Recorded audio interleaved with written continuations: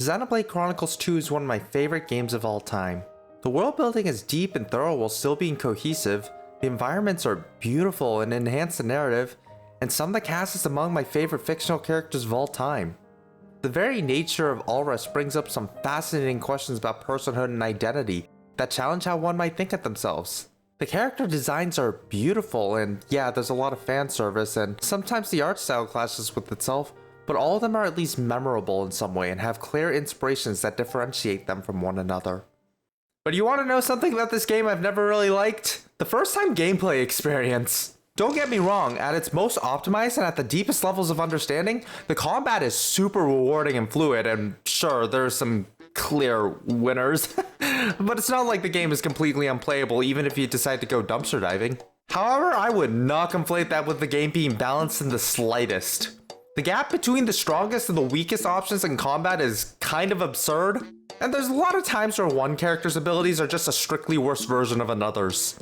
Not to mention, if you don't know what you're doing, the combat system isn't the most intuitive thing in the world. Xenoblade 2's menu text and tutorials are infamous for being poorly worded, leaving out crucial details, or just being flat out wrong at times, and even if that weren't the case, there's no option to read the tutorials again, so thanks, Monolith Soft. Next you'll tell me you'll end one of your games on a cliffhanger and not follow up on it for almost a decade.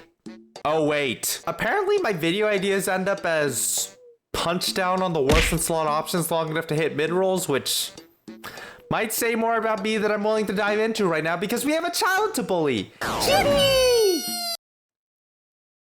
Now who planted all these red flags around me? Okay, but seriously, before I get into why this Let's sock it to him. creature is the worst character in this game, for those of you who aren't too familiar with Xenoblade 2's combat system or just need a refresher, let's go over that real quick. The Xenoblade games feature a real-time MMORPG-like combat system. You have a palette of spells called arts at your disposal, and enemy targeting is dictated by an aggro system. Xenoblade 2's main mechanic, both narratively and in gameplay, is the blade system. Skipping over all the convoluted narrative explanations, you can equip up to 3 waifus or husbandos at a time, and each functions as your weapon in battle. Each blade is categorized under its weapon type, which is best understood as a class. For example, all blades wielding the ether cannon weapon will have the same palette of arts, whether it's the standard common blade or All playable characters, called drivers, have their own art palettes and animations for each weapon type they can use. Arts in this game aren't put on a cooldown timer after use. Instead, they charge every time an auto attack connects. However, you can cancel your auto attack animation at any time by moving, so it's optimal to stutter step in place after every auto attack connects to build your arts quickly. Since arts almost completely compose your combat prowess, we tend to look at animation speeds to determine what weapons are good on what characters. The faster your auto attack's wind-up animation, the faster you can stutter step to charge your arts to do damage, block incoming attacks, or heal your allies. Since driver arts are only dependent on equipped weapon type, what differentiates blades from one another is their affinity tree. This is their battle skills, special attacks, and field skills, which are mandatory for main story progression. Thanks, Monolith Soft. Very cool. By completing certain objectives and getting closer to your blades, you unlock more branches of their affinity tree, unlocking new levels of these skills and specials. As for the drivers themselves, each can equip up to 3 blades at a time. However, since each driver's AI is coded to always swap their blade when certain conditions are fulfilled, we tend to just min-max the player-controlled driver and give the 2 AI-controlled drivers only 1 or 2 blades that give passive support.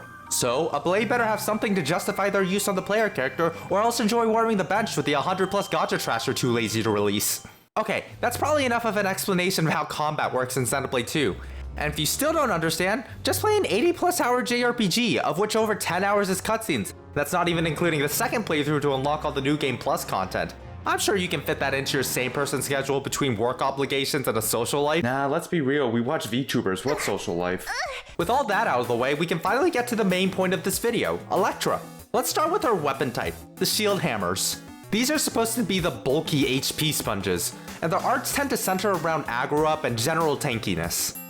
However, these are generally considered to be the worst weapon type in the game. Even on their best user in Morag, they have very slow auto attack windups, which means slow art build.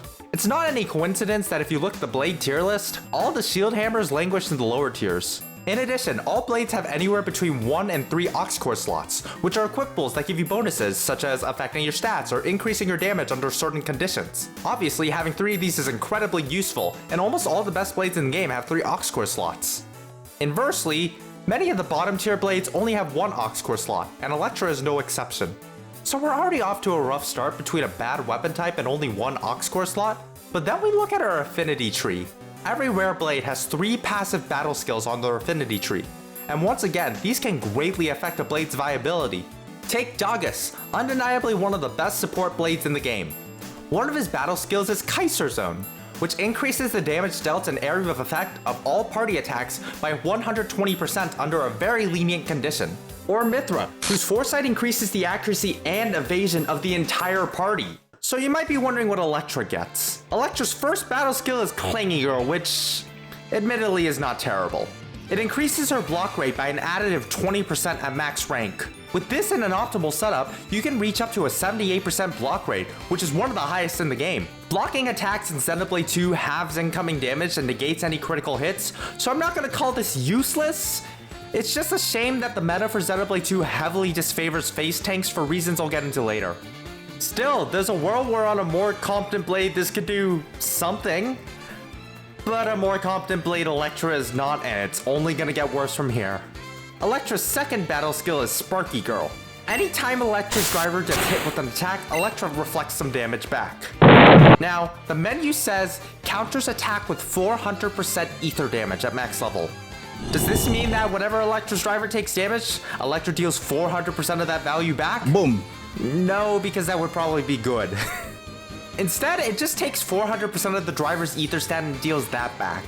This is disappointing because at max level, most drivers' ether stat is around 500, so at best, we're dealing around 2,000 damage back. And that's before we factor in the target's defense. And when the super powerful bosses in this game have the health in the tens of millions, yeah, this is barely anything. Electra's final battle skill is Zappy Girl. In-game, this says it increases aggro every second, which sounds like a perfect fit on a tank.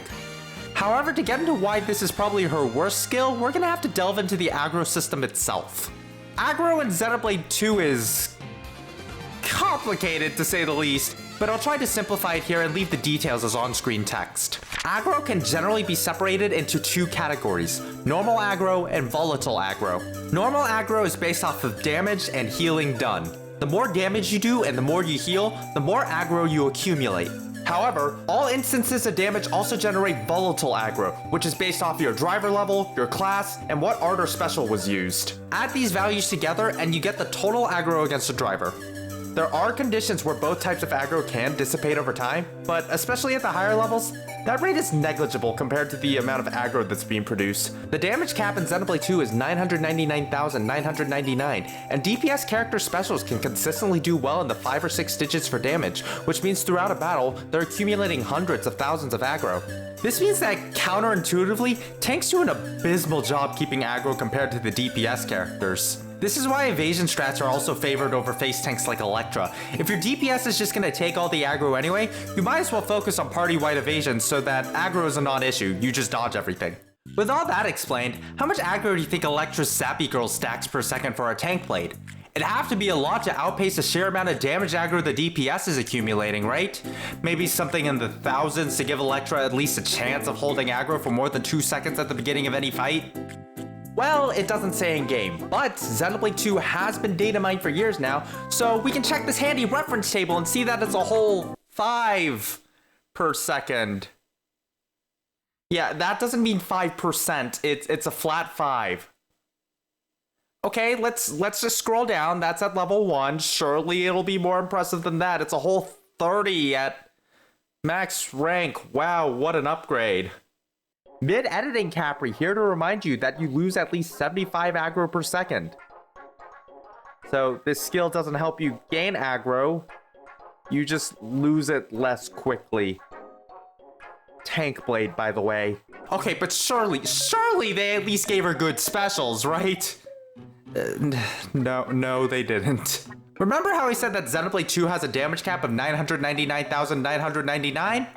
Well, that's only per hit, not total. So if a special hits 10 times, for example, it could do 10 million damage if all the hits cap out, and that's not unreasonable given certain setups. However, even if all the stars and planets align and you can find an enemy that doesn't die in one turn that Electra can still do decent damage to, her specials all have low hit counts and are thus hard gated on damage. Which means they're all hard gated on aggro as well. Her level 1 special might genuinely be the worst in the game, what with its slow animation that goes against the intended purpose of the special and not great damage. At least her level 3 special isn't terrible, and it even has the bonus of drawing more aggro. Oh wait, never mind, it's the slowest special in the game because Electra just can't have good things. I guess that would just break the game wide open. And just to rub the last bit of salt in the wound, her level 4 special is tied for the worst damage ratio among level 4 specials, which is certainly a risk-reward ratio considering how conditional those are. So let's recap. We have a tank who's entirely built around being able to block attacks and deal damage back, but absolutely no means of holding aggro in a fight, on top of being attached to the worst weapon class, and only having one aux core slot so we can't patch her damage and aggro issues at the same time, with specials that are mediocre at best and abhorrent at worst. There's nothing here! Have I mentioned she's also just an annoying character in general? Her entire character arc is her trying to get a better control of her electrical powers, but just comes off as whiny real quick. And in a game full of annoying characters and grating personalities, somehow this is the one that drove me up the wall the hardest. And okay, I mean absolutely no offense to her voice actress, but her voice is just nails on a chalkboard to me. Bam, bam, doodle-dee, bam, bam! Let's wipe him out! Go you! That was the bee's knees! So cool! I'm literally tingling right now! It's weird, the same voice actress also voiced Everyone Florin, doing fine. whose voice is perfectly fine, so I'm just gonna chalk that one up to poor Xenoblade 2 voice direction. Join me! And that's basically everything I have to say about Electra, because if I think about this quadruple A battery any longer, I think I'm actually gonna give myself an aneurysm. However, there's still more I could have said about Electra, so if you want to hear more about her and want to see somebody actually try to use her, I'm going to link Anel's video on her in the description. Anel is a Xenoblade speedrunner who's made many videos explaining all the Xeno games in more detail than I could have figured out on my own, so please go check him out. And if for some reason this video of me seething for like 10 minutes was interesting to you, go ahead and like this video and subscribe. These videos take a lot of time and research to make sure I get everything right, so anything that boosts this video for the almighty algorithm would be greatly appreciated. Also, I stream variety gaming and music composition content over on my Twitch channel, so feel free to pop in your head and say hi if I'm live right now. Just to talk about what's coming next on this YouTube channel, gonna lean into music stuff more. Harmony's in the name after all, and I'm working on this huge mega script about Pokemon. Last I checked, when I'm recording this, it's like 10k words, and it's probably not even 60% done. In fact, some of it is probably gonna need a rewrite because it's already outdated. So yeah, I don't know when that's gonna be done. It's definitely a huge undertaking. I want to try to get it out before the year ends, but I can't promise that. We'll see how that goes. I know I made fun of it earlier in the script, but I don't want all of my content to just be me complaining about stuff. There's too much negativity in this world, and I don't want to continue feeding into that as my only means of content. So yeah, I'm excited to talk more about stuff that I'm passionate about. But yeah, that's basically all I have to say for now. So until next time, stay safe, stay perky, and take care of yourselves. All right, see you guys later. Bye!